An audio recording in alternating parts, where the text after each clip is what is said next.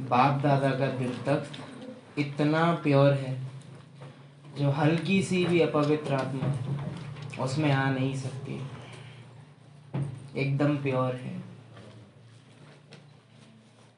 मीठे बच्चे, तुम बहुत समय के बाद फिर से बाप से मिले हो,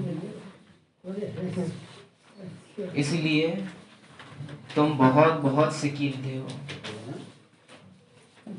तुम बहुत समय के बाद फिर से बाप से मिले हो, ये महसूस था एक ही केवल आत्मा को, क्योंकि शरीर के लिए तो पहली बार है, लेकिन आत्मा कल्प बाद फिर मिल रही है। तुम बहुत समय के बाद फिर से बाप से मिले हो, इसलिए तुम बहुत बहुत सीखते हो। शरीर तो कल पहले मिला होगा। शरीर तो विनाश हो गया ना। हाँ, विनाश हो गया। लिंक किसकी जुड़ी हुई है? आत्मा की। कि अभी ये वाला भी शरीर है तो ये भी खत्म हो जाएगा, लेकिन जो आत्मा है बिंदु, वो तो लगातार यात्रा पर है, तो उसको याद रहती है कि कल्प पहले भी मिले थे।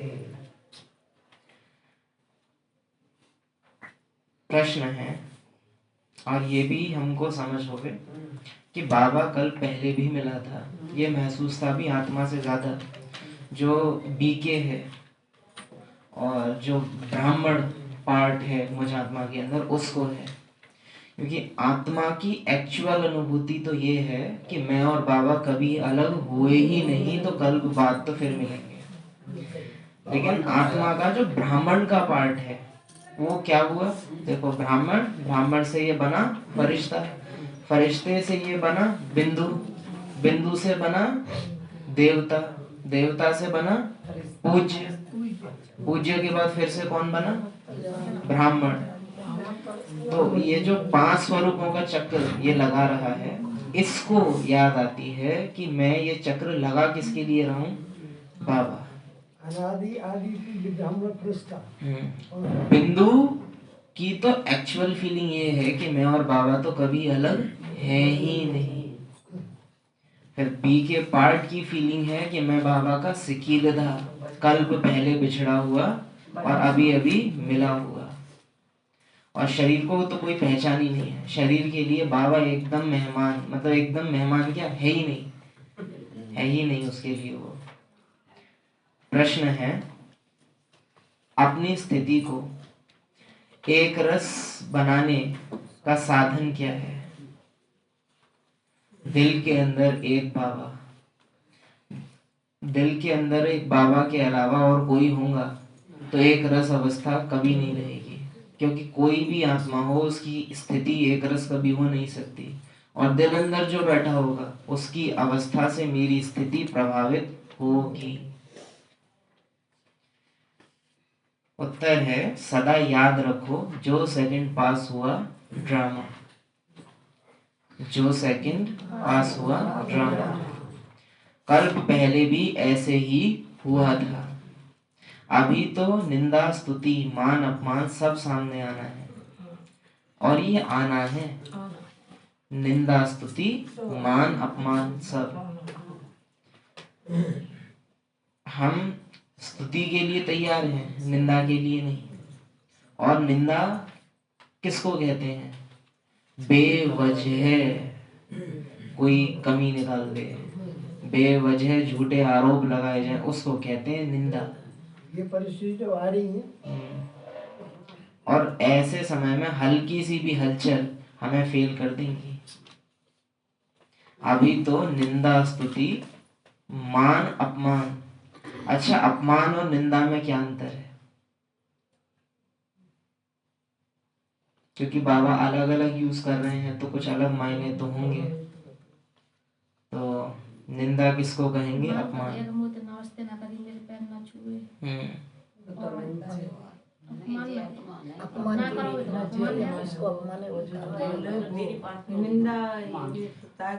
निंदा हमारी कोई भी कर सकता है। अपमान जैसे सामने से किया जाए, निंदा पीछे से ये हो जाएगा।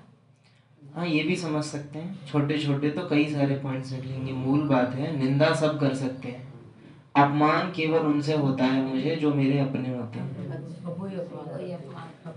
अपमान उन्हीं से होता है जिनसे आस उम्मीद मान की होती है, और आप मान की उम्मीद सबसे नहीं रखते। कुछ सिलेक्टेड होते हैं जिनसे हम मान सम्मान की उम्मीद रखते हैं। मूल रूप से जिनसे मुझे मोह है उन्हीं से मेरा अपमान हो सकता है। उनकी फीलिंग में आई अपमान का कनेक्शन मोह के विकार से है, निंदा स्तुति का कनेक्शन अहंकार से है। क्योंकि अहंकार सब पे डिपेंड करता है, समाज पे भी अहंकार डिपेंड करता है। तो समाज ने अगर कुछ कमी निकाल दी तो निंदा हो जाएगी, लेकिन अगर अपनों ने कुछ कमी निकाल दी तो वहां मोह हर्ट हो जाता है। अपमान कर दिया मेरा इसने। तो अभी तो निंदा स्तुति मान अपमान यानी मोह का और अहंकार का दोनों का पेपर सामने आएगा। और हाँ, अहंकार का साधारण पेपर है निंदा, अहंकार का रॉयल पेपर है स्तुति। हर विकार के पेपर का भी टाइप होता है। जैसे काम विकार का साधारण रूप है काम विकार, लेकिन उसका रॉयल रूप है कामनाएं। वो भी दो रूप से सामने आता है। जैसे है ना, एक तो रावण का नॉर्मल रूप है कि वो एक सर वाला होके लड़ रहा है, फिर एक है जब लास्ट है तो 10 सर सामने है। तो वो तो निंदा स्तुति रॉयल रूप है, वैसे ही मोह का रॉयल रूप है मान, साधारण रूप है अपमान। ब्राह्मणों को स्तुति भी इतनी मिल जाती है जो कई बार पता नहीं चलता कि जिनसे स्तुति मिल रही है उनसे मोह कर बैठे हैं। तो ये भी चेकिंग रहे कि विकार के किस रूप से मेरा पाला पड़ रहा है। अपनी स्थिति को एक रस बनाने के लिए पास्ट का चिंतन मत करो। अपनी स्थिति को एक रस बनाने के लिए पास्ट का चिंतन मत करो, क्योंकि पास्ट जैसा कुछ है ही नहीं। एक है अपनी बुद्धि को आप ये कहो कि नहीं पास्ट का नहीं सोचना है, दूसरा है अपने को ये समझा लो कि भूतकाल जैसा कुछ होता ही नहीं है। कहाँ है भूतकाल?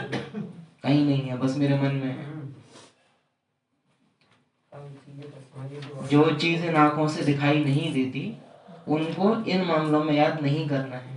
जैसे बाबा बोलते हैं ना, जो इन आंखों से नहीं दिखता उसको याद करो। भूतकाल भी इन आंखों से नहीं दिखता है, उसको याद मत करने लग जाओ। ओम शांति। रूहानी बाप बच्चों प्रति रूहानी बाप समझा रहे हैं, सारा सृष्टि चक्र तुम बच्चों की बुद्धि में है। तुम बच्चे ही स्वदर्शन चक्रधारी हो। उल्टा तो नहीं चला देते? बोल तो नहीं गए हैं कल की मुरली? कल नया बाबा ने बताया पॉइंट। तुम बच्चे ही स्वदर्शन चक्रधारी हो। बाप बैठ समझाते हैं यह सृष्टि चक्र कैसे फिरता है। किसको भी समझाओ तो चक्र के सामने खड़ा करो। अब तुम इस तरफ जाएंगे, बाप अब वो बुद्धि में सामने आना चाहिए कि अब तुम इस तरफ, अब तक थे उस तरफ, अब हैं बीच में और जाना है इस तरफ। तो अब बाप बैठ समझाते हैं सृष्टि चक्र कैसे फिरता है। किसको समझाओ तो चक्र के सामने खड़ा करो, अब तुम जाएंगे इस तरफ। बाप जीव आत्माओं को कहते हैं अपने को आत्मा समझो। ये नई बात नहीं, जानते हो कल्प कल्प सुनते हैं, अब फिर से सुन रहे हैं। तुम्हारी बुद्धि में कोई भी देहधारी बाप टीचर गुरु नहीं है। तुम जानते हो विदेही शिव बाबा हमारा टीचर गुरु है, और कोई भी सत्संग आदि में ऐसी बातें नहीं करेंगे। मधुबन तो यह एक ही है, मधुबन तो एक ही है, क्योंकि बाबा एक है। मधुबन एक ही है, प्लस सेंटर में लिखा हुआ है। जैसे ये मधुबन एक है, नहीं तो मधुबन अलग बना ले। देखिए, हम जब कह रहे हैं ना सेंटर, तो सेंटर का मतलब ही है वो भी सेंटर पहुंचाने वाले ही हैं। सेंटर अलग अलग हो सकते हैं, बट सेंटर्स का काम ही है मधुबन रूपी सेंटर में पहुंचाने के निमित्त बनना। हाँ काम है, लेकिन हम उस भाव से भारत हैं के दूतावास कहते हैं, काउंसलेट्स और देशों में होते हैं जगह जगह। वो हैं भले दूसरे देश में, लेकिन उनका काम ये है कि भारत में उनको जाना है। उनका पासपोर्ट कहाँ से मिलेगा? यहाँ से। सेंटर्स काउंसलेट्स हैं ईश्वरीय गवर्नमेंट के, कि अगर तुमको मेरी राजधानी में आना है, मेरे देश में आना है, उसका पासपोर्ट कहाँ से मिलेगा? सेंटर से, दूतावास। हमने उस बात गया ऐसे कोई किसी के सेंटर चले वहाँ क्यों चली गई, मगर बहुत अच्छा मधुबन मधुबन तो एक ही है, वो फिर एक मधुबन वृंदावन में दिखाते हैं। वह भक्ति मार्ग में मनुष्यों ने बैठ बनाए हैं। प्रैक्टिकल मधुबन तो यह है। तुम्हारी बुद्धि में है कि हम सतयुग त्रेता से लेकर पुनर्जन्म लेते लेते अभी संगम पर आकर खड़े हुए हैं। एक अंतर देखने में आता है। दादियों से जब कोई पूछता था ना, लाइक दादियां ट्रेन में ट्रेवल कर रही हैं तो कि कहाँ जा रहे हैं, टिकट नहीं है, कि मधुबन जा रहे हैं, तो वो टीटी पूछ रहा है मधुबन क्या? आपको मधुबन नहीं पता है? कैसे? वो जबकि कोई प्रतिष्ठा नहीं है, कोई ख्याति नहीं है, तो भी वो ऐसे, क्योंकि कल पहले मालूम है कि विश्व प्रसिद्ध है ये, तो आपको मधुबन, सामने वाले को फील हो जाएगी अरे मुझे तो कुछ बहुत जरूरी बात पता नहीं है। वो एकदम रॉयल्टी से कि अरे आपको ये नहीं पता, अरे पहाड़ों में यज्ञ चल रहा है 100 साल से, 100 साल के लिए माता पिता रह रहे हैं हमारे, उनके पास घी पहुंचाने के लिए मैं जा रही हूँ, वहाँ यज्ञवत तपस्या कर रहे हैं। अच्छा अच्छा बहन जी, एकदम प्रभाव में आ जाते थे। आज हम इतना अच्छे से जानते तो भी हम मधुबन नहीं, हम पहले सोच इनको क्या समझ में आएगा, माउंट आबू जा रहे हैं, राजस्थान में एक जगह है, तो हम सब पका जाते हैं। वो एक अंदर से ना दृढ़ता के साथ वो निकल गया है नशा। अब ये चीज हम भी कर देते हैं, जैसे हम कहें कि हम कहाँ के दवा के हैं, कि दवा ये तुम दवा है ना जानते, मतलब लौकिक गांव अगर हमारा हो कोई तो उसके लिए हम बोल देंगे कि अरे औरंगाबाद नहीं पता आपको, क्योंकि वहां हमारी रग है, दादियों की रग मधुबन में थी, तो इसलिए अगर किसी को मधुबन नहीं पता तो उनको अरे तुम्हें ये नहीं पता। तो वो जब हमारी रग होगी, वो तब जहां हमारा मन होगा, शिव की याद रहेगी तब आंखों में समाया वो होगा, तो मधुबन की याद भी रहेगी तब आंखों में समाया वो होगा। कल का ही दिन है बीच में, बाय द वे। तुम्हारी बुद्धि में है कि हम सतयुग त्रेता से लेकर पुनर्जन्म लेते लेते अभी संगम पर आकर खड़े हुए हैं। पुरुषोत्तम बनने के लिए हमको बाप ने आकर स्मृति दिलाई है। 84 जन्म कौन और कैसे लेते हैं वह भी तुम जानते हो। मनुष्य तो सिर्फ कह देते हैं, समझते कुछ नहीं है। अभी फिर बाप आकर मिले हैं जन्म सिद्ध अधिकार देने के लिए। यहाँ बाप रियलाइज कराते हैं, इसमें आत्मा के 84 जन्मों की भी रियलाइजेशन आ जाती है। यह सब बाप बैठ समझाते हैं। तुम समझते हो हमने 84 पुनर्जन्म लिए हैं। अब दोनों कहने में अंतर आ जाता है, एक है 84 जन्म लिए हैं और एक है 84 पुनर्जन्म लिए हैं। पुनर्जन्म लिए हैं कहना ज्यादा यथार्थ है, क्योंकि पुनर्जन्म में निहित हो जाता है कि कोई तो है जो बार बार जन्म ले रही है। वहीं जन्म लेने में उतना ऐसा रहता है कि हाँ मैंने जन्म लिया, लेकिन पुनर्जन्म में जो ये वाला देहभान है ये भी उतर जाता है, क्योंकि दोबारा लिया है तो पीछे वाला छूटा भी होगा। जन्म कहने में ऐसा आ रहा है कि हाँ नारायण भी बने होंगे, फिर नारायण ही राम बन गया होगा, फिर राम ही कुछ और बन गया होगा। लेकिन पुनर्जन्म कहने में नारायण ने शरीर छोड़ा होगा, फिर और कुछ बना होगा, फिर मैंने वो वाला शरीर भी छोड़ा होगा, फिर और कुछ। पुनर्जन्म माना कोई है जो बार बार रिपीट कर रहा है। तो मैंने 84 पुनर्जन्म लिए हैं। जिन्होंने नहीं लिए हैं वो यहाँ सीखने के लिए आएंगे भी नहीं। कोई थोड़ा समझेंगे, नंबरवार तो होते हैं, अपने अपने घर गृहस्थ में रहना है, अपना है ही नहीं। सेवार्थ बाबा ने दिया है, 1 सेकंड का पेपर था, देखते हैं कौन कौन पास हुआ होगा। सब तो यहाँ आकर नहीं बैठेंगे, रिफ्रेश होने वहां आएंगे जिनको बहुत अच्छा पद पाना होगा। कम पद वाले जास्ती पुरुषार्थ भी नहीं करेंगे,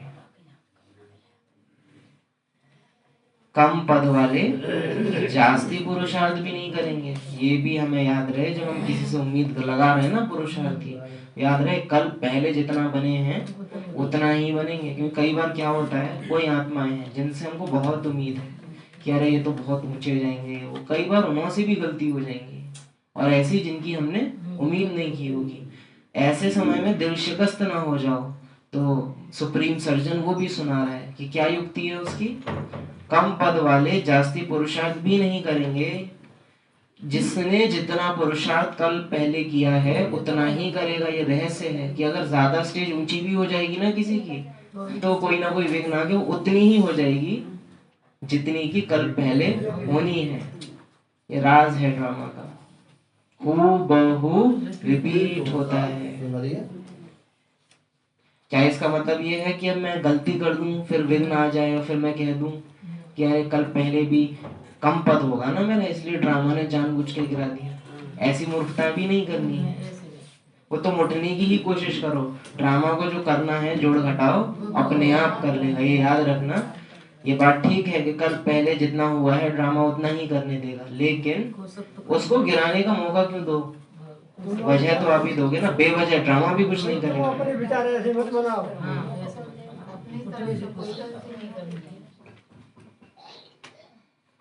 ये ज्ञान ऐसा है, थोड़ा भी पुरुषार्थ किया तो व्यर्थ नहीं जाएगा, सजा खाकर आ जाएंगे। पुरुषार्थ अच्छा करते तो सजा भी कम होती है। याद की यात्रा बिगर विकर्म विनाश नहीं होंगे। यह तो घड़ी घड़ी अपने को याद कराओ। कोई भी मनुष्य मिले पहले तो उनको यह समझाना अपने को आत्मा समझो। नाम तो पीछे शरीर पर मिलते हैं। या अंडरलाइन पे आएंगे। बाप कहते हैं रूहानी बच्चे पहले रूह फिर बच्चे का नाम लेते हैं। बाप कहते हैं रूहानी बच्चे पहले रूह फिर बच्चा। मीठे बच्चे में पहले मीठी आत्मा, पीछे पतित बच्चा। पहले रूह फिर बच्चों का नाम लेते हैं। रूहानी बच्चों, तुम समझते हो रूहानी बाप क्या समझाते हैं? यही कि तुम आत्मा हो। समझ रहे हो? अब इतने में ही गुदगुदी हो जावे। रूहानी बच्चों, तुम समझते हो रूहानी बाप क्या समझाते हैं? चलो अब घर चलना है तो समझो, तुम्हारी बुद्धि जानती है शिव बाबा इस भागीरथ पर विराजमान है। इनको तो यह मालूम नहीं था कि कलयुग खत्म हो सतयुग आना है। इनका अब कोई देहधारी गुरु नहीं है। कहीं ना कहीं बाबा ये बात पता है क्यों कह पाते हैं और बाद में क्यों नहीं कह पाए कभी? जब तक ब्राह्मण पार्ट भी है ना, तब तक इसका जो पीछे का पार्ट है वो कुछ ना कुछ रूप से जीवित जरूर रहता है। जब तक आत्मा कर्मातीत नहीं बन गई है तब तक ब्राह्मण बनने से पहले जो हम थे उसकी कुछ ना कुछ रगें जरूर रह जाती हैं। उसी रग को उठा के बाबा क्या बोलते हैं, इसको नहीं पता था। वास्तव में तो बाबा जिसमें बैठा है उसको तो सब पता है, लेकिन फिर बाबा किसको देख कह रहे हैं? वो बैठा है अभी कि इसको नहीं पता था। लेकिन एक बार जब कर्मातीत हो गए तो संपूर्ण स्वरूप में साकार कुछ भी है ही नहीं। तो फिर वो क्या कहता है, ये और मैं एक जैसे। इसको याद करना, मुझे याद करना, एक बात, फिर बात ऐसी हो जाती है। फिर ब्रह्मा भी जैसे अजन्मा हो जाता है। इनको तो यह मालूम नहीं था कि कलयुग खत्म हो, सतयुग आना है। इनका कोई देहधारी गुरु नहीं है। शिव के चित्र भी कोई बड़े कोई छोटे बनाते हैं। वह तो वह बिंदी ही, नाम रूप भी है परंतु अव्यक्त है। कितनी भी बड़ी शिवलिंग बना लो, है तो वो बिंदी, नाम रूप भी है लेकिन अव्यक्त। दिखाई किससे देगा? अव्यक्त आंखों से। सुनाई किससे देगा? अव्यक्त कानों से। महसूस किससे होगा? अव्यक्त दिल से। इन आंखों से ही नहीं देख सकते। शिव बाबा तुम बच्चों को राज्य भाग्य देकर गए हैं, तब तो याद करते हैं ना। शिव बाबा कहते हैं एक मुझे याद करो।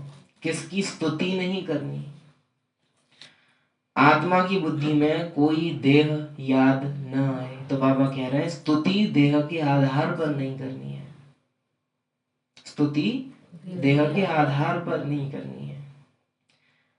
यह अच्छी रीति समझने की बात है। क्योंकि जब बाबा कह रहे हैं ना स्तुति किसी की नहीं करनी, तो फिर बाबा उसमें अपने को भी शामिल कर लेता है। हम समझते हैं कुछ दिन पहले की मुरली नहीं भूली होगी, जब बाबा कह रहे थे ये कहकर बाप जैसे अपने पार्ट की भी वैल्यू। तो स्तुति तो भले करो लेकिन देह के आधार पर नहीं। देह की जितनी भी विशेषताएं देखने में आ रही हैं वो सब ड्रामा की देन है। ब्राह्मण पने की जो विशेषताएं देखने पे आ रही हैं वो आत्मा की देन, वो शिव बाबा की देन, उस आधार पर। आत्मा की बुद्धि में कोई देह याद ना आए। किसकी बुद्धि? आत्मा की बुद्धि में कोई देह याद ना आए। बाकी देहिक दिमाग देहधारियों के बारे में सोच रहा है तो दिक्कत नहीं है, क्योंकि दिमाग तो देहधारियों के बारे में सोचेगा, वो इसीलिए बना है। लेकिन आत्मा की बुद्धि में किसी देहधारी की याद न आए। जब तक साकारी पाठ बजा रहे हैं, हाँ, तब तक इसका ये, इसका वो, फलाने का ये, जहां पाठ से न्यारे हुए बिंदु, सब ज्योति बिंदु। आत्मा की बुद्धि में कोई देह याद ना आए, यह अच्छी रीति समझने की बात है। हमको शिव बाबा पढ़ाते हैं सारा दिन यह रिपीट करते रहो। हमको सारे दिन ये रिपीट करते रहो। देवी देवता तो बड़े बड़े महलों में रहते होंगे। अब देखो यहाँ शिव बाबा भी कैसे कह देते हैं। जैसे ब्रह्मा का, आप देखो कि ब्रह्मा का पास्ट भी बाबा ऐसे याद करता है जैसे मेरे सामने की तो बात है। ये तो पुजारी था, ये तो भगत था, मैंने देखा है। देवताएं रहते होंगे, पावन है, लेकिन उनके बारे में बाबा जैसे कि अंदाजा लगा रहे हैं कि वो तो महलों में रहते होंगे। रहते हैं नहीं, रहते हो। ब्रह्मा का पास्ट भी कैसे याद करता है? ये था, ये नहीं कि ये रहा होगा। उसके भूतकाल से भी प्यार है, लेकिन भविष्य से रहते होंगे। यहाँ आपको सबूत दिखेगा, मेरी नजर भी नहीं जाती सत्युग में उसका, कि मुझे मालूम नहीं है, सुनी है मैंने कि रहते होंगे महलों। वो महसूस था आपको शिव बाबा से करनी होगी कि क्या फीलिंग है उसकी। मतलब हम लोग में कोई बात करते वरना हाँ होंगे ऐसे। हाँ, वहां बहुत जगह होगी, वहां डरने आदि की बात नहीं होती। देवी सदैव फुलवाड़ी रहती है, कांटे होते ही नहीं, वह है ही बगीचा। वहां तो लकड़ियां आदि जलाते नहीं होंगे। लकड़ियों में धुआं होता है तो दुख फील होता है। तो मतलब या तो कुछ खाना पकाएंगे नहीं, पकाएंगे तो लकड़ियों से नहीं, लकड़ियों का पहले भी पका हुआ होता ही नहीं। वहां तो लकड़ियां आदि जलाते नहीं होंगे, लकड़ियों में धुआं होता है तो दुख फील होता है। वहां हम बहुत थोड़े टुकड़े में रहते हैं। अब ये किसने कहा? ब्रह्मा ने। क्योंकि वो अनुभव ही है सतयुग का। तो वो क्या कहे, थोड़े टुकड़े में रहते हैं। वो थोड़ा टुकड़ा, हाँ बस भारत पूरा थोड़ा, यू नो भारत जो, और फिर भाई भगवान के दिल में जो राज करता हो उसको फिर भारत तो छोटा ही लगेगा। हम लोगों को 50 गज भी, अरे वो तो भाई ईश्वर के दिल पे राज कर रहा है ना, तो उसको तो पूरी दुनिया भी यहाँ छोटे से टुकड़े पे राज है। अभी बात और है, पर तो वहां हम बहुत थोड़े टुकड़े में रहते हैं, पीछे वृद्धि को पाते जाते हैं। बहुत अच्छे अच्छे बगीचे होंगे, खुशबू आती रहेगी, जंगल होगा ही नहीं, अभी फीलिंग आती है। तुम बच्चों को रियलाइज होता है क्या क्या होगा।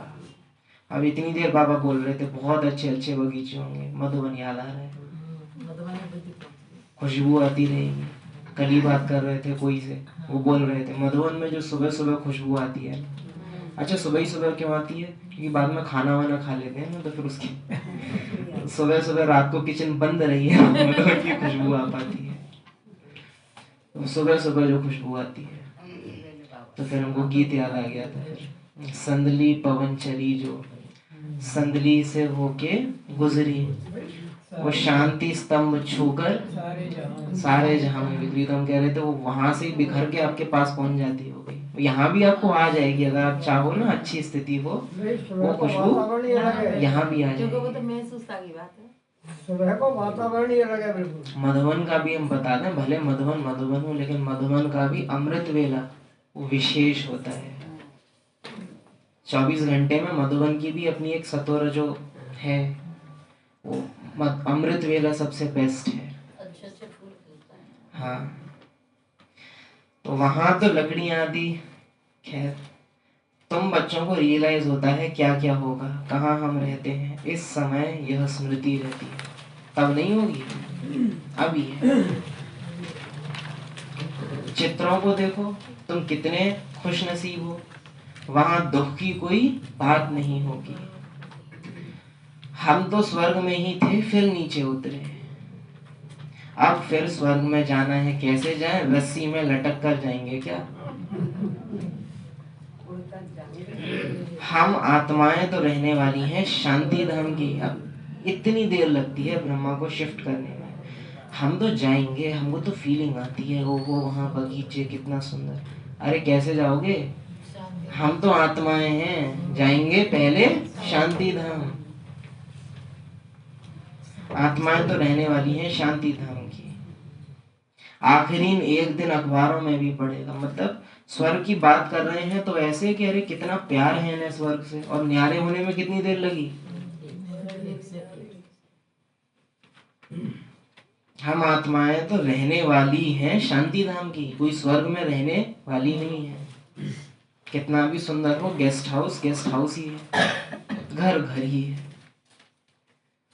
आखिरीन एक दिन अखबार में भी पढ़ेगा।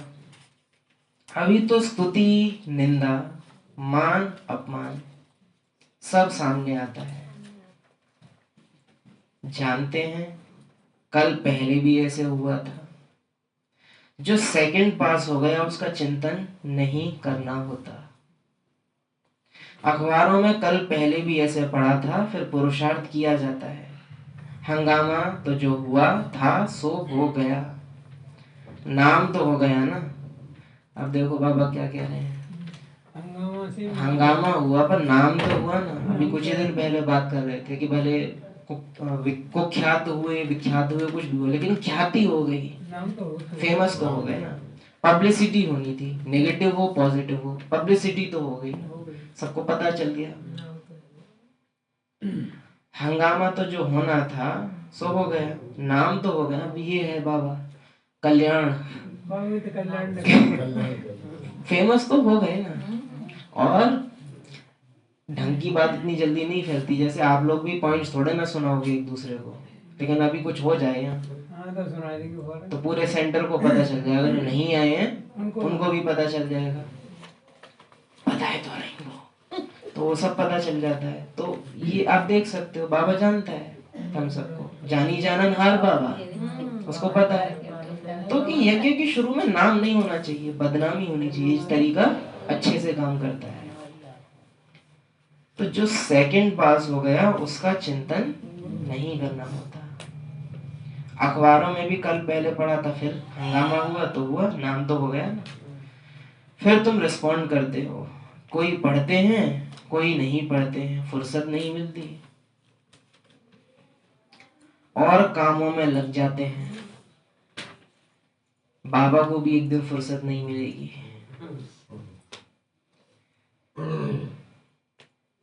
अभी तुम्हारी बुद्धि में है यह बेहद का बड़ा ड्रामा, बेहद का बड़ा ड्रामा। टिक टिक चलती रहती है, चक्र फिरता रहता है। एक एक सेकंड में जो पास हुआ वह 5000 वर्ष बाद रिपीट होगा। आप क्या समझ रहे हैं? ये बाबा पूरे कल्प के रेफरेंस से नहीं, लेकिन संगम की बात कर रहे हैं। बेहद का ड्रामा तो पूरा कल्प हो गया, बेहद का बड़ा ड्रामा तो संगम की बात हो गई। क्योंकि बाकी सब ड्रामा तो, बड़ा ड्रामा कहाँ हो रहा है? जहाँ बड़ा बाप आया हुआ है वहीं बड़ा ड्रामा हो रहा है। कितने बड़े बड़े लोग हैं भाई, ब्रह्मा, सरस्वती, लक्ष्मी, पार्वती, काली, आदिदेव, पशुपतिनाथ, वैद्यनाथ, महाकालेश्वर, इतनी बड़ी बड़ी पर्सनैलिटीज हैं। इतना बड़ा ड्रामा चल रहा है, टिक टिक चलती रहती है। मैं मुरली सुनाता जा रहा हूँ। संगम की टिक टिक मतलब ये है, मुरली बीतती जा रही है, चक्र फिरता रहता है। एक सेकंड में जो पास हुआ 5000 वर्ष बाद फिर रिपीट होगा। तो क्यों ना जब बाबा ने मुरली सुनाई अच्छे से सुन लूं, अगले कल्प भी अच्छे से ही सुन लेंगे। इस कल्प मिस हो गई तो तीव्र पुरुषार्थी की बहुत अच्छी स्टेज हो सकती है। अगर सिर्फ इतना हम एहसास डाल लेना कि ये कल्प बाद फिर रिपीट होगा, इतना अच्छा अभ्यास ये है, आपको ऐसी आदत पड़ जाएगी, आपकी स्टेज कभी नीचे ना आने पाएगी। इस वजह से आ भी जाएगी, तुरंत ऊपर उठाओगे आप उसे, तुरंत तुरंत। क्योंकि जो अभी हो गया कल्प बाद वो फिर आएगा। तो एक तो स्टेज गिर नहीं पाती, दूसरा पहले के किसी किए विकर्म से स्टेज गिर भी जाएगी तो भी अरे नहीं, ज्यादा टाइम अगर मैंने स्टेज खराब रखी तो अगले कल है, तो वो इतना चिंता आपके अंदर ला देता है कि नहीं, ज्यादा टाइम मुझे मेरी स्टेज खराब। तो ये हू बहू का वंडरफुल अभ्यास, कल्प पहले मिसल ड्रामा रिपीट हो रहा है, तो बड़ा ध्यान रहे। एक सेकंड में जो पास हुआ 5000 वर्ष बाद रिपीट होगा। जो हो गया सेकंड बाद ख्याल में आता है यह भूल हो गई, ड्रामा में नूंद हो गया। मनुष्यों को ड्रामा जब बीत जाता है उसके बाद पता चलता है अच्छा ही मैंने कर दिया। बीके को करते हुए पता रहता है कि हम क्या कर रहे हैं। ब्राह्मण आत्मा को करने से पहले पता होता है कि हम क्या करने वाले हैं।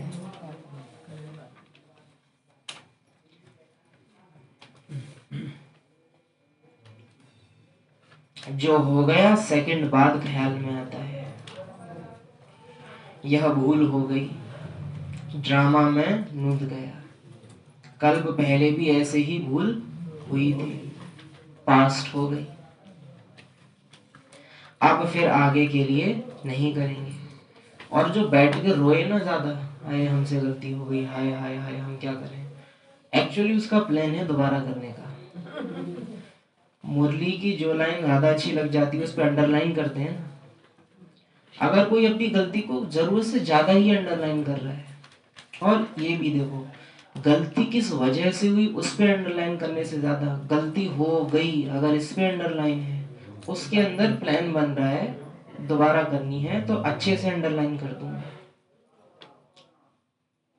तो ये अटेंशन चाहिए। अत्यधिक पश्चाताप भी गिराएगा, ज्यादा रोना भी नहीं है। अब फिर आगे के लिए नहीं करेंगे, पुरुषार्थ करते रहते हैं। तुमको समझाया जाता है घड़ी घड़ी यह भूल अच्छी नहीं है, यह कर्म अच्छा नहीं है, दिल खाती होगी हमसे यह काम खराब हुआ। बाप समझाने देते हैं ऐसे नहीं करो, किसको दुख होगा मना की जाती है। बाप बतला देते हैं यह काम नहीं करना। बगैर पूछे चीज उठाया उसको चोरी कहा जाता है। बगैर पूछे, ये ईश्वरीय कायदा है। दुनिया का कुछ भी हो, अरे बस देखी तो ईश्वरीय कायदा क्या है। कुछ लोग गंगा जी में जाते तो गंगा जल मांग के लाते हैं, गंगा जी में उसके अपने आप में। ऐसे नहीं करो, किसको दुख होगा मना की जाती है। बाप बतला देते हैं यह काम नहीं करना। बगैर पूछे चीज उठाया उसको चोरी कहा जाता है। और इसकी गति इतनी सूक्ष्म है कि सब्जी लेने गए हैं तो कई बार हम क्या करते हैं, मानो मटर मिल रही उठा के सीधे खा ली, क्योंकि साधारण मनुष्य में अंडरस्टूड है कि, और हाँ अपनी पॉलीथीन में से हम उठा के वो नहीं करते हैं। वो जो ढेर लगा हुआ है ना, वो चोरी कही जाएगी ईश्वरीय लॉ के हिसाब से, और तुम्हारी ही गई जाएगी, औरों की नहीं, क्योंकि वो पढ़ते नहीं है। तुम पढ़ते हो तो तुम पे ही अप्लाई होगा वो नियम। ऐसे काम मत करो। अभी तुम संगम पर हो, यह भी सिर्फ तुम जानते हो। जो अच्छी रीति धारणा करते हैं वह दूसरों को भी समझाते हैं। हम पुरुषोत्तम संगम युग पर हैं, बेहद के बड़े ड्रामा पर। यह किसकी बुद्धि में याद रहे तो भी सारा ड्रामा बुद्धि में आ जाए। संगम से ही ड्रामा है, न कि ड्रामा में संगम है। परंतु कलयुगी देह के संबंधी आदि याद आते रहते हैं। आने नहीं, आज बाबा ने बोला है बुद्धि में देहधारियों की याद नहीं आनी चाहिए, दिमाग में भले रहे। मधुबन में जाने से पहले बाबा याद लगा रहे हैं, उसकी निशानी क्या होगी? देहधारियों की याद। अगर मेरी किसी भी देहधारी के प्रति मेरे संकल्प, मेरी भावनाओं को अगर ऐसे ऐसे कर रहे हैं तो माना मेरी बुद्धि में है वो देहधारी। दिमाग में होंगे तो वो मरे कटे कुछ हो, भावनाएं टस से मस नहीं होती। और सो बाबा कह रहे थे कि देहधारियों का संकल्प भी आया, लौकिक का तो विकर्म। देहधारियों का संकल्प भी विकर्म है, बाकी ईश्वर के यज्ञ प्रति वो विकर्म नहीं, वो निरसंकल्प ही कहा जाएगा। अच्छा याद किया है ये। इसी तो बाबा कहते हैं कि उसको भी अलौकिक समझो। मैं दिमाग खूब चला लूं दुनिया के लिए, मेरी दिल धड़कनी केवल बाबा के लिए चाहिए। दिल बस बाबा की है, बाकी दिमाग से तुम कुछ करो, दिल पे केवल उसका हक। कोई बात करो तो भाभी की करो ना, देहधारी की ज्यादा करनी करने से नहीं है, तो अब यह काम नहीं। हम पुरुषोत्तम संगम युग पर हैं, यह किसकी बुद्धि में याद रहे तो भी सारा ड्रामा बुद्धि में आ जाए। परंतु कलयुगी देह के संबंधी आदि याद आते रहते हैं। दिमाग कोई चीज को रिपीट नहीं कर सकता। अगर कोई चीज रिपीट हो रही है तो वो रिपीट दिल के कारण होती है। दिमाग कोई चीज को एक बार करेगा और छोड़ देगा, क्योंकि दिमाग का काम है यूज एंड थ्रो। लेकिन कोई चीज अब दिल में लग गई है तो वो मुझे दोबारा याद आएगी, मैं उसको दोबारा करने की कोशिश करूंगा। रिपीट करता ही दिल है, दिमाग कभी किसी चीज को रिपीट नहीं करेगा। अगर लौकिक दुनिया में दिमाग के हिसाब से चल रहे हैं तो वहां की चीजें याद नहीं रहेंगी। और मुरली अगर दिल से सुनी जा रही है, जहां जहां आपका दिल गया होगा मुरली की वो पॉइंट याद आएगी नेचुरल। दिल की नेचर है दोहराना, दिमाग की नेचर है यूज एंड थ्रो। अगर मुरली याद नहीं रहती तो मुरली किससे सुनी जा रही है? दिल रिपीट करेगा, दिल की टेंडेंसी है रिपीट करना।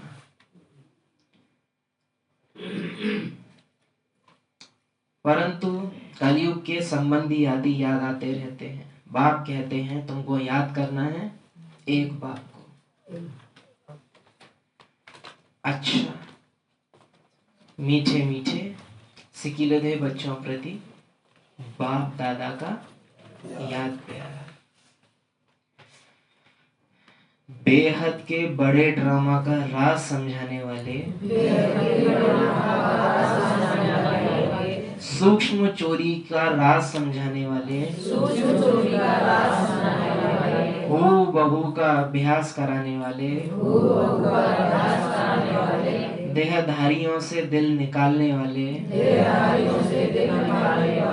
ऐसे मीठे मीठे बाप दादा को याद प्यार।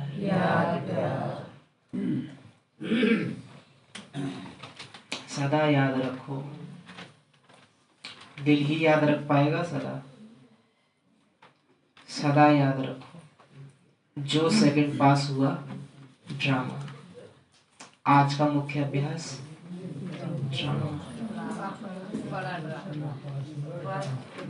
कल्प पहले भी ऐसे ही हुआ था और ये छोटी छोटी चीजों में होता है। इतनी बड़ी स्लैब है किचन में, चम्मच धो के मैंने इधर रखी तो अब संकल्प चल जाए कल पहले भी यहीं रखी होगी, अगले कल यहीं रखेंगे। यहीं क्यों रखी? चप्पल एक ऐसे रखी है, एक थोड़ी ऐसी हो गई। कल पहले भी ऐसी ही हुई होगी। इस कल भी डिटेल्स में, छोटी छोटी बातों में हम आदत डालें ड्रामा, तब ये अभ्यास होगा। तब ये अभ्यास पक्का होता है। बड़ी बड़ी घटनाओं में आपने ये कर दिया, हमेशा कहेंगे रूहानी अभ्यास छोटी चीजों में होते हैं, ना कि बड़े बड़े उनमें।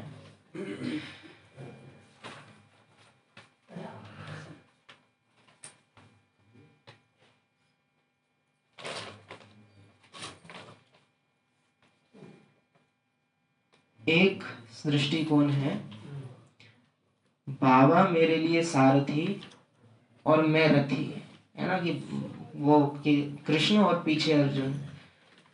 और एक स्मृति ये भी है कि मैं सारथी और मन बुद्धि संस्कार रथी। अगर आत्मा खुद युद्ध करने के लिए उतरेगी तो शोभा नहीं देता, लेकिन मन बुद्धि संस्कार इतने शक्तिशाली हो जाएं जो युद्ध मुझे करने के लिए ना उतरना पड़े, सारा मामला यही संभाला है। मेरे हाथ में बस इनके रथ की लगाम है, डायरेक्शन देने वाली मैं हूँ, बाकी डायरेक्ट एक्शन में आने वाले ये है, न कि मैं। ये है कि मतलब मालिक बैठ रहा है और वो काम करते हैं, मतलब मालिक कराए। युद्ध से उतर के कृष्ण को ना हथियार उठाने पड़े, ऐसे मन बुद्धि संस्कार हो जाए। गीता क्यों सुनाई है अर्जुन को? शस्त्र उठाओ। कृष्ण को नहीं आते हैं शस्त्र चलाने, जरूरत ही नहीं है, एक दिन में युद्ध खत्म कर दे। लेकिन फिर भी वो किसको 18 दिन वेस्ट किए हैं, किसके लिए? शस्त्र उठाओ, लड़ो। एक सेकंड में खुद शस्त्र उठा के खत्म कर सकते थे ना। एक सेकंड के पेपर में पास होने के लिए निरंतर अभ्यासी बनो। अब वो 100 साल का संगम योग पढ़ा रहा है, किसके लिए? एक सेकंड के पेपर के लिए। ये आप लिंक कर सकते हो।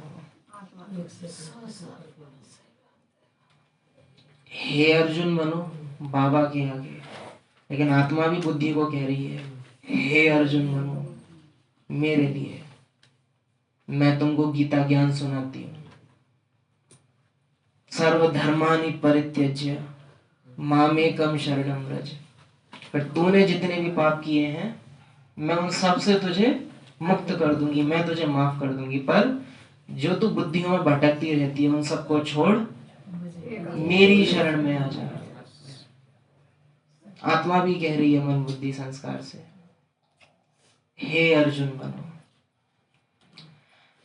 सदा याद रखो, जो सेकंड पास हुआ ड्रामा कल पहले भी ऐसे ही हुआ था।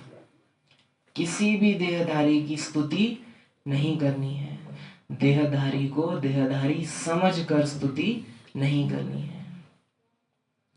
बुद्धि में रहे हमको शिव बाबा पढ़ाते हैं। हमारा टीचर वो जिसका कोई टीचर नहीं। बड़े से बड़ी टीचर के रूप से बड़े से बड़ी महिमा की बात ये है, हमें वो सिखाता है जो किसी से सीखा नहीं। खुद ही सीखा हुआ। हमें पूछ रहा है जो किसी उनसे कोई बात नहीं। वरदान।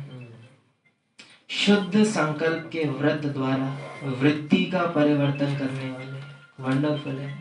वृत्ति बदलेगी शुद्ध संकल्पों से। शुभ संकल्पों से वृत्ति नहीं बदलेगी, प्रभावित हो जाएगी, पर बदलेगी शुद्ध संकल्पों से ही। शुद्ध संकल्प माने अनादिकाल के संकल्प। शुद्ध संकल्प के व्रत द्वारा वृत्ति का परिवर्तन करने वाले दिल तख्त नशीन भव। संगम युग के ड्रामा द्वारा पूरे कल्प पाठ बजाने वाले। माना जैसे बाबा बोल रहे हैं शुद्ध संकल्प और वृत्ति का जो कनेक्शन है, संगम और पूरे कल्प का भी वही कनेक्शन है कि पूरा चक्कर तुम कैसे लगाओगे। वृत्ति बड़े रूप से यही हुआ ना, वृत्ति माना ड्रामा और शुद्ध संकल्प माना संगम, प्योरिटी का युग। तो शुद्ध संकल्प के व्रत द्वारा वृत्ति का परिवर्तन करने वाले दिल तख्त नशीन। बाप दादा का दिल तख्त इतना प्योर है, सुनने में इतनी फीलिंग आ रही है, कितना प्योर होगा। बाप दादा का दिल तख्त इतना प्योर है जो इस तख्त पर सदा प्योर आत्माएं ही बैठ सकती हैं, सदा प्योर, जिनके संकल्प में भी स्वप्न में भी अपवित्रता या अमर्यादा आ जाती। अच्छा, मर्यादा टूटना अलग चीज है, अमर्यादा आ जाना अलग चीज है। मर्यादा टूट आपसे गलती में भी सकती है, पर अमर्यादा आ जाना क्या होता है? उसको आदत बना लेना। समझदार हो गए आप सब। जानबूझ के, जैसे बाबा ने बोला ना कि तुमको बाहर का नहीं खाना है। अब जो टिक्की पड़ाके की फोटो आ रही है बुद्धि के सामने, खुशबू आने लग जाए, ये है अमर्यादा। कि बाबा ने आज मना कर दिया तो आज तो फिर तो ये है अमर्यादा। अमर्यादा आ जाती है, वो तख्त नशीन के बजाय गिरती कला में आ जाते हैं। क्योंकि आत्मा को कोई गिरा नहीं सकता, पर वो खुद ही गिर सकती है। तो मर्यादाएं टूटे अलग बात है, गफलत। तो जिनके संकल्प में भी अपवित्रता या अमर्यादा आ जाती है, वो तख्त नशीन के बजाय गिरती कला में आ जाते हैं। गलती हुई कोई बात नहीं, जानबूझ के किया है ना। जैसे बाबा ने बोला है कि आज लौकिक को याद नहीं करना है। अरे अब कहीं मुझे लौकिक याद आ ना जाए, अरे अरे कहीं कर ना लूं, अरे मैंने तो याद कर लिया, अब तो बाबा मुझे माफ करोगे नहीं, अब पुरुषार्थ तो मेरे से होगा नहीं, अब चलो सोच ही लूं। प्लान यही था, प्लान यही था। उतनी देर बीच में नौटंकी करी बस खुद को चलाने के लिए, करना ही वो था तुमको, इसलिए जानबूझ के गिरे। इसकी माफी नहीं होती, एक्चुअल में इसकी माफी नहीं होती, क्योंकि गलती तुमने खुद की है। ये तो माफ भी इसमें तुम ही खुद को कर पाओगे, ना बाबा ना ड्रामा। इसलिए संडे वाली मुरली निकाल लो, सुबह वाली। इसलिए शुद्ध संकल्प के व्रत द्वारा अपनी वृत्ति का परिवर्तन करो। शुद्ध संकल्प व दृढ़ संकल्प के व्रत का प्रत्यक्ष फल है ही सदा काल के लिए बाप दादा का दिल तख्त। रहने दो, हमने समय देखा, अभी हमको लग रहा था टाइम नहीं हुआ होगा। इसलिए पहले शुद्ध संकल्प के व्रत द्वारा अपनी वृत्ति का परिवर्तन करो। शुद्ध संकल्प व दृढ़ संकल्प के व्रत का प्रत्यक्ष फल है ही सदा काल के लिए बाप दादा का दिल तख्त। स्लोगन, जहां सर्वशक्तियां हैं वहां निर्विघ्न सफलता। सफलता नहीं, निर्विघ्न सफलता। अरे कहीं ये ना हो जाए, अरे कहीं अरे से परे की अवस्था है निर्विघ्न सफलता। परसों भी ना परसों भी सभी बनवाइए कौन जाएगा। तो सदा काल के लिए बाप दादा का दिल तख्त किसको मिलेगा? अरे से परे स्थिति में रहने वाला। स्लोगन जहाँ सर्वशक्तियां साथ है, निर्विघ्न सफलता है ही। अव्यक्त इशारे। अंतःवाहक स्थिति अर्थात कर्म बंधन मुक्त कर्मातीत स्थिति का वाहन, अर्थात अंतिम वाहन। 3 बार अर्थात आ गया यहाँ। अंतःवाहक स्थिति यानी सकाश देने के लिए जो यात्रा पर बाबा निकलते हैं ना, उसको कहते हैं अंतःवाहक।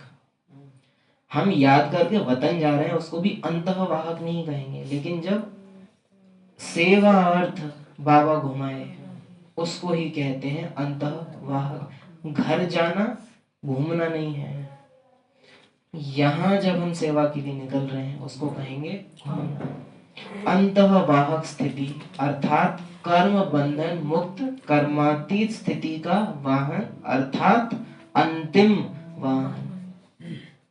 पहला वाहन पुष्पक, अंतिम वाहन अंतःवाहक शरीर। दोनों संकल्पों से चलते हैं, या कहेंगे वो संकल्पों से, ये भावनाओं से चलता है, शुद्ध भावनाओं से, जिस द्वारा ही सेकंड में साथ में उड़ेंगे। इसके लिए सर्व हदों से पार। वंडरफुल है, अनुभव के साथ चाहिए ये बात। सर्व हदों से पार, बेहद स्वरूप में, बेहद के सेवाधारी। सर्व हदों से पार, बेहद स्वरूप में, बेहद सेवाधारी, सर्व हदों के ऊपर विजय प्राप्त करने वाले। हम ब्रह्मा की स्थिति आप सामने लाओ, बच्चों के सामने ये भी दिखाना है, ओह स्वर्ग इतना वंडरफुल, और उस आत्मा की एक रत्ती भर भी रग नहीं है सतयुग में। क्या वंडरफुल स्टेज है।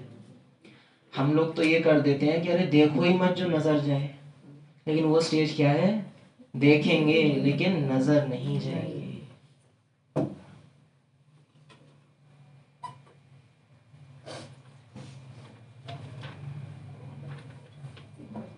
चला लेना भाई मुरली वो। सर्व हदों के ऊपर विजय प्राप्त करने वाले विजयी रत्न बनो, तब ही अंतिम कर्मातीत स्वरूप के अनुभवी बनेंगे। अनुभवी स्वरूप बनेंगे, कर्मातीत स्वरूप के अनुभवी स्वरूप बनेंगे। ओम शांति। सर्व हदों के पार। कल 21 तारीख का था ना?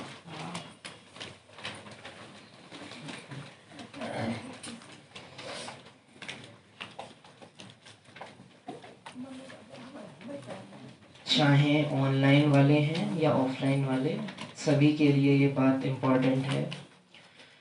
मधुबन बाबा के लिए, जो मधुबन नहीं जा रहे हैं उन्हों के लिए विशेष लेटर लिख के लाएं, ताकि वो बाबा के भंडारी में जो पत्र के लिए रखी होती है उसमें डाली जा सके।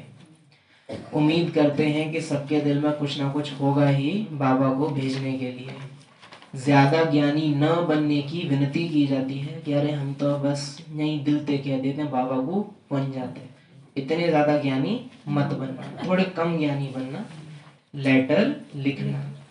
दूसरा, जिनको ये संकल्प आता है कि हम लिख नहीं सकते, आप बस मन में संकल्प करना, छोटे से पेपर पे एक बिंदी लगा के दे देना। करना जरूरी है, क्योंकि करने से भावनाएं बंधती हैं, और न चाहते हुए भी भले रावण रोक रहा हो तो भी वो करना चाहिए जो करना चाहिए, बांधना चाहिए। लिख के तैयार करो। तो कल सभी बाबा के लिए जो लेटर भिजवाना है या मधुबन भंडारी के लिए धन भिजवाना है, दोनों ही कल तक जमा कर देंगे। किसी को भी मधुबन से कुछ मंगाना हो छोटा मोटा, तो उसके लिए धनराशि और क्या मंगाना है वो लिखवा दें। बाद में पीछे से कॉल करके कहना, वो सब न करना पड़े, इसका भी हम अटेंशन रखें।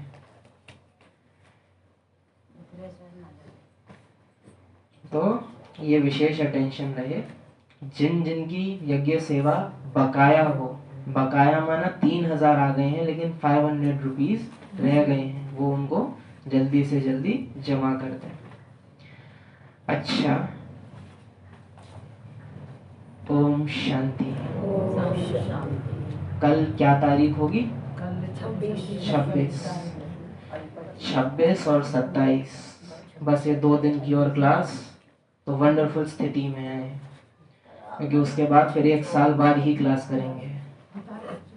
1 साल के लिए मधुबन जा रहे हैं, तो अटेंशन। तो 1 साल के लिए छुट्टी लेनी है परसों, तो क्लास अभी ऑफलाइन, जो ऑनलाइन वाले ऑफलाइन कर सकते हैं वो भी ऑफलाइन ही करने हैं। लेटर तो ध्यान से सभी को पहुंचाना ही है, इसका भी ध्यान रहे। 20 पे बता रहे हैं गाड़ी को। 3:20, ठीक है। दोपहर में यहाँ से निकलना रहेगा। ये वाली 2 बजे सेंटर आ जाना है। वैसे तो कल और अच्छे से बता देंगे, लेकिन 2 बजे मधुबन जाने वाले सभी भाई बहनें सेंटर पर इकट्ठे हो जाएंगे। यहाँ से स्टेशन, स्टेशन से दिल्ली, दिल्ली से घर, दिल्ली से दिल। अच्छा, डेडलाइट नहीं करनी है, दिल में थोड़ा और गुदगुदी करते हैं। या फिर ऐसा कोई मधुबन के बारे में और कोई जानकारी देनी हो दे दूंगी, तो सावधानी भी तो देनी होगी। अच्छा, मधुबन के लिए विशेष इस बात का अंडरस्टूड सब रखें कि मधुबन में हम सबका एक रूटीन रहता है कि हम वहाँ अमृत वेला सुबह नहाने के बाद ही करने जाते हैं। मोस्टली मधुबन में करना तो फिर भी एक रीति से थोड़ा सा मुश्किल तो होता ही है ना, क्योंकि एक बाथरूम है और 7 या 10 लोग होते हैं कमरे में। लेकिन यहाँ तो नहीं है ऐसा, यहाँ तो हमारे पास लौकिक घर की सुविधा रहती है।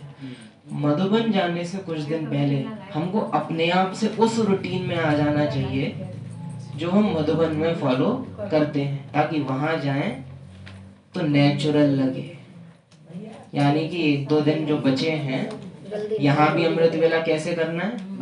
3, 3:15 पे उठना। एम ही ये होना चाहिए कि 3, 3:15 पे उठ जाना है, तभी आप 4 बजे तक बैठ सकते हैं, ताकि मधुबन में भी आदत रहे कि 4 बजे से लेट बाबा के कमरे में नहीं होना चाहिए। यहाँ तो ये है कि 4 बजे से लेट आंख ना खुले, लेकिन मधुबन विशेष है तो मधुबन की मर्यादाएं भी विशेष हैं। इतना रहे आपका, और कंपटीशन भी नहीं करना होता। हम तो हमेशा कहते हैं 4 बजे से जो बाबा के पास भीड़ लगती है ना, बहुत भीड़ होती है। विशेष अगर पर्सनल टाइम चाहिए ना बाबा के साथ, तो 4 से थोड़ा पहले का ही टाइम चलो, फ्री बाबा उस समय थोड़ा रहते हैं। तो ये थोड़ा सा हम अटेंशन रखें, है ना। बाकी मधुबन जा रहे हैं तो विशेष मुरलियों का सेट, वो सब आपको कल या परसों दे दिया जाएगा।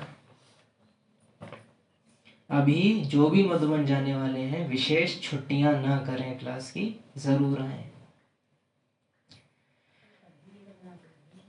अब संडे की मुरली जो बकाया है, चुकाना तो पड़ता है ना, तो जो बकाया है उसको चुकाते हैं। भले मनोरंजन मनाओ, डांस करो, खेल करो। पेज नंबर 4 सबसे पीछे अगर कोई ने मुरली रखी भी हुई है तो बता देते हैं। भले मनोरंजन मनाओ, डांस करो, खेल करो, लेकिन है, क्योंकि खेल की सुनते ही एकदम तो लेकिन है, सब कुछ करते भी समान बनना ही। तुम क्या कर रहे हो उससे मतलब नहीं है, क्या करना है उसकी तरफ आगे बढ़ते रहना, नहीं तो कुछ करने लायक बचेंगे नहीं। अभी ही पूरा ड्रामा बना रहे हो अगले कल्प का। अभी की शुद्ध स्थिति पूरे कल्प की वृत्ति डिसाइड कर देगी। सब कुछ करते भी समान बनना ही है। हे अर्जुन बनो, समान बनने के बिना साथ चलेंगे कैसे। हाथ में हाथ माना, जो उसकी श्रीमत वही मेरी मत। नहीं तो धर्मराजपुरी में ठहरना पड़ेगा। तो बताओ, एक मास की रिजल्ट देखें। चेकिंग हमेशा ऐसे ही होती है कि एक टाइम फिक्स करो। जैसे आज भी कहा, आज मुख्य अभ्यास किस चीज का करना है? ड्रामा। जिन जिन को याद है उनको शुक्रिया बाबा की कि कम से कम होमवर्क याद रखते हैं। एक एक पल याद रहे कि ड्रामा, कोई भी सीन, छोटी सी एक्ट घटे, कुछ गिरा, कुछ उठा, कुछ गुजरा, कुछ गया, कुछ भी ड्रामा कल पहले भी हुआ, सो अब भी हो रहा है। और ये चेकिंग हर थोड़ी थोड़ी देर में हम करते रहे कि क्या मुझे बार बार ड्रामा याद आ रहा है, इसकी विशेष अटेंशन। अगर एक मास अटेंशन रखा तो नेचुरल हो जाएगा। मास का एक दिन भी छोड़ना नहीं। अब यहाँ आप देखोगे कि एक मास अटेंशन रखना है, लेकिन मास का एक दिन भी छोड़ना नहीं है। तो बात मास की नहीं है, बात दिन की है, बात पल की है। और बात पल की है, क्योंकि हर घड़ी अंतिम घड़ी है। एक सेकंड एक वर्ष के बराबर है। अच्छा, जिम्मेवारी उठाती हैं दादियां। ये दादियों को बड़ा लगता होगा कि अरे करना उनको है। ये बड़ी गुजर, जो बड़े होते हैं ना उन पे बड़ी गुजरती है कि छोटों की उठा के उनके ऊपर डाल दी जाती है कि हमें नहीं पता, तुमको कराना है। बाबा हमें पकड़ लेते गलती इनकी है, सुन हम रहे हैं। अच्छा, जिम्मेवारी उठाती हैं दादियां। सभी इकट्ठे होके एक दो के प्रति शुभ भावना, शुभ कामना का हाथ फैलाओ। ये ऐसे वाला हाथ नहीं, ऐसे वाला हाथ फैलाओ।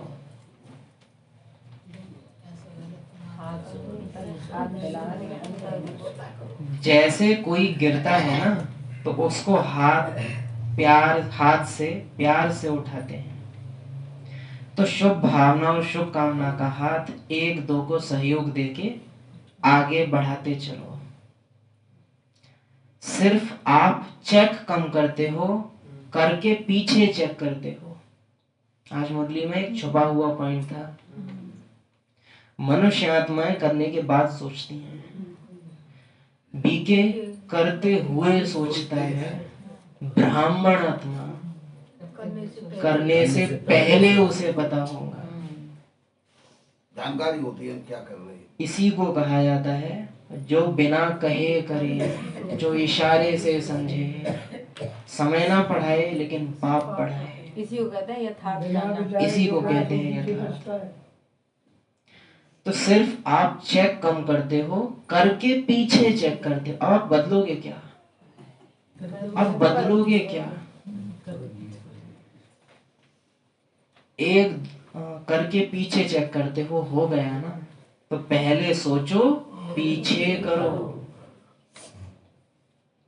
पहले करो, पीछे सोचो नहीं। करना ही है, ये है पहले से सोचना। देखेंगे, होएगी सो देखी जाएगी। मनुष्य विनश्यन्ति। अच्छा, अभी कोई बोले भी ना कॉमन रीति से, अरे व्यर्थ संकल्प चल जाता है। सीधे एक चीज, विनाश काले विपरीत बुद्धि विनश्यन्ति। मैं ही दुर्योधन हूं, कोई का ना छूट रहा हो ना, ये अपने को बाबा का बच्चा नहीं समझो उस टाइम।